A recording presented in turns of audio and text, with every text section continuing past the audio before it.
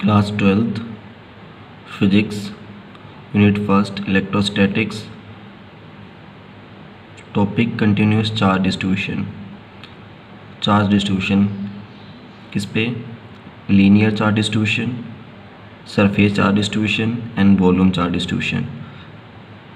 तो linear charge distribution of charge, surface charge distribution of charge and volume distribution of charge, ये भी हम इसको बोल सकते हैं टॉपिक को।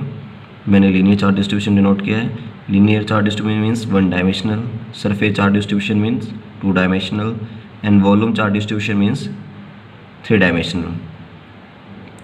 अब one dimensional, two dimensional and three dimensional find out करना है। वन डायमेंशनल कोई भी स्ट्रेट वायर और टू डायमेंशनल एनी कोई surface, two dimensional and three dimensional like मैंने क्यूब लिया, इनफाइनाइट कोई फिगर हो सकती है।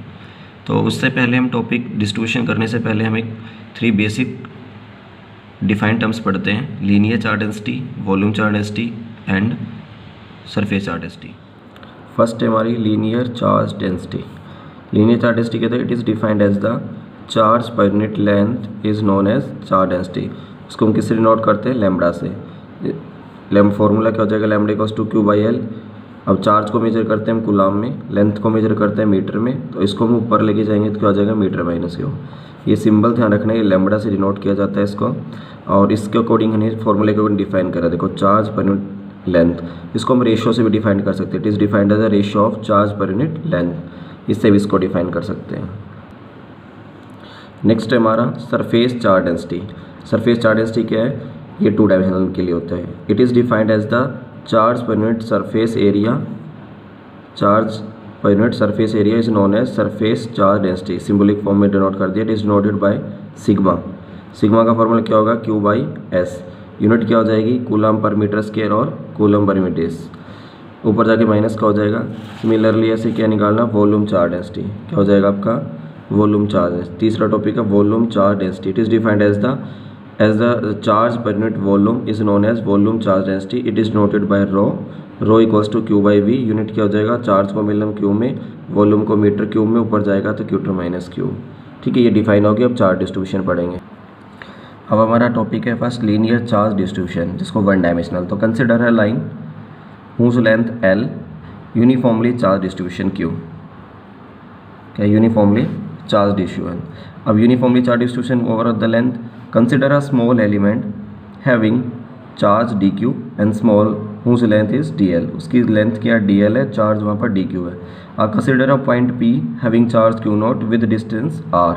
अब देखो जब इसको हमने एक अनदर पॉइंट P यूनिज्यूम करा जिस पे चार्ज क्या? Q नॉट, और उसकी डिस्टेंस यहाँ से यहाँ तक की क्या है? R है या dl। क्योंकि जब तक 2 पॉइंट चार्ज नहीं होंगे हम कूलम से अप्लाई नहीं कर सकते सिंपली। तो हमने क्या करा? एक चार्ज dq है, दूसरा another charge test charge assume कर लिया, जिसके रिस्पेक्ट में हम ये फाइंड आउट करेंगे। तो हम लिखते हैं according to Coulomb's law. Coulomb's law क्या होता है?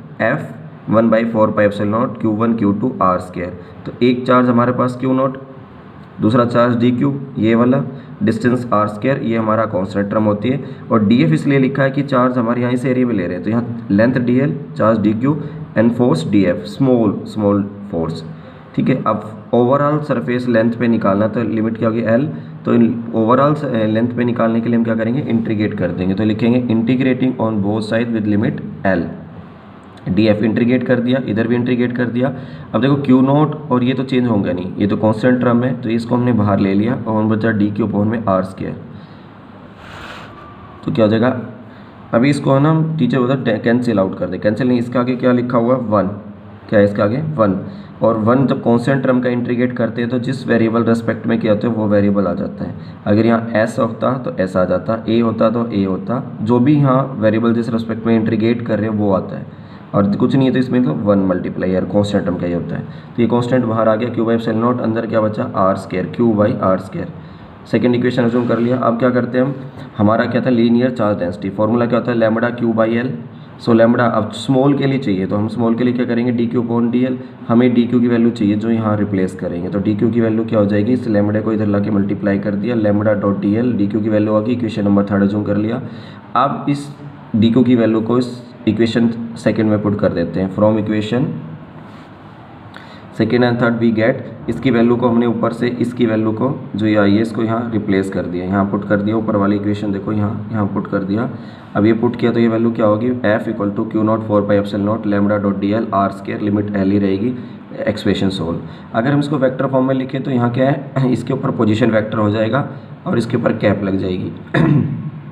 ये कैप लगी, ये आप यहाँ कंटिन्यू यहाँ भी कर सकते हो, यहाँ डी के ऊपर वेक्टर सिंबल डाल दो तो यहाँ आर कैप, ये चलता रहेगा कंटिन्यूसली, इधर भी कंटिन्यूस चलता रहेगा, ठीक है। ये इसकी लास्ट एक्सप्रेशन होगी।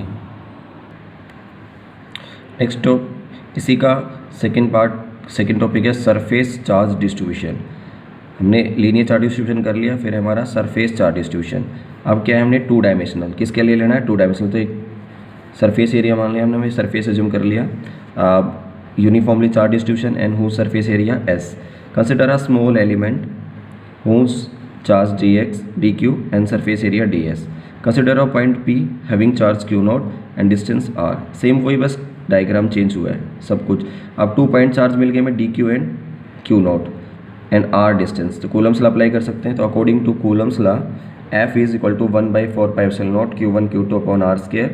अब हमें तो ये तो वो चाहिए, तो यहाँ फोर्स हमें तो यहाँ निकाल लेना इस पार्टिकल्स पे जो हमने स्मॉल एलिमेंट कंसिडर किया, तो यहाँ फोर्स क्या हो जाएगा df, चार्ज क्या हो जाएगा dq and a another charge is q not, put कर दिया वैल्यू को, ये रिप्लेस कर दिया। अब हमें तो पूरी ओवरऑल सरफेस पे फाइंड आउट करनी है, तो क्या करेंगे इंटीग्रेट बोथ साइड, तो इंटीग्रेट करेंगे क्या हो जाएगा df 1/4πε0 q dq upon r square, q not 1/4πε constant है, बाहर ले लेंगे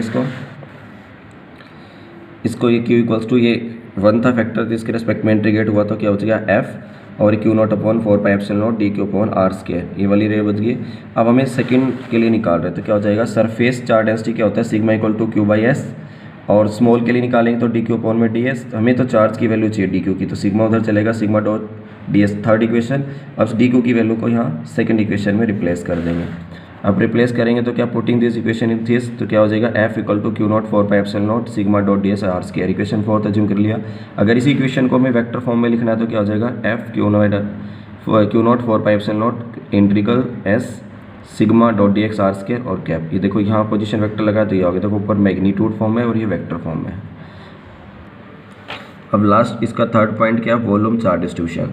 तो वॉल्यूम चार्ज डिस्ट्रीब्यूशन किसके लिए होते हैं, 3 डायमेंशनल लाइक हमने क्यूब अज्यूम कर लिया, तो इसको आप इनफाइनाइट फिगर भी यूज कर सकते हो। मैंने क्यूब अज्यूम कर लिया 3 डायमेंशनल जिसपे यूनिफॉर्मली चार्ज है, वॉल्यूम भी है। एक consider a small element cube like and charge dq and volume dv, consider a point p other having charge q not distance r। Applying कर दे, अब 2 पॉइंट चार्जेज है हमारे पास dq एंड r, सो यहाँ कूलम्स अप्लाई कर सकते हैं according to Coulomb's law 1/4πε0 q1 q2 r square. So small particle के लिए निकालेंगे df, हमें तो यहाँ चाहिए df, तो df equals to 1/4π q not dq upon r square. Same to same बिल्कुल डिट्टो है, बस किस चीज़ का चेंज आएगा, ओनली सरफेस चार्ज डेंसिटी का होता है। अगर 1 डायमेंशनल है 1/4π q not dq upon r square, ये वैल्यू रिप्लेस कर दी, ये कांस्टेंट थी बाहर ले ली, ये बच गया। अब यहाँ क्या आएगा, वॉल्यूम चार्ज डेंसिटी 3 डायमेंशनल है तो rho equal to q/d dy/dq, और dq की वैल्यू फाइंड आउट करेंगे रो dv, इसकी वैल्यू को यहाँ रिप्लेस कर देंगे, तो इक्वेशंस क्या बन जाएगी हमारी, f equal to q/4πε0 close integral rho dot dv equal to r square. Equation third assume कर ली। अगर इसको वेक्टर फॉर्म में लिखेंगे तो क्या हो जाएगा, वेक्टर कैप ये लगा देंगे सिंपल, उधर r कैप यूज़ कर लेंगे, unit vector q/4πε0 r ds।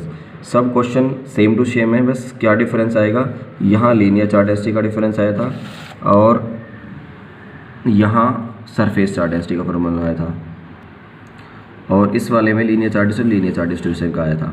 बाकी सब तीनों के तीनों टॉपिक एज इट इज़ है, लास्ट एक्सप्रेशन चेंज होता है। Linear charge density 1 dimensional linear charge density, second वाले में वॉल्यूम चार्ज डेंसिटी, थर्ड वाले में वॉल्यूम चार्ज डेंसिटी, ठीक है। ये टॉपिक था, तीनों टॉपिक सेम थे, charge distribution, linear charge distribution, surface charge distribution, volume charge distribution. कोई कुछ नहीं, बस डायग्राम रखना, 1 डायमेंशनल 2 डायमेंशनल एंड 3 डायमेंशनल। इसमें लीनियर एक बनाएंगे, इसमें कोई सरफेस ले लेंगे, इसमें क्यूब बना देंगे, ठीक है, और उसमें पॉइंट कंसिडर कर लेंगे और सॉल्व हो जाएगा ये।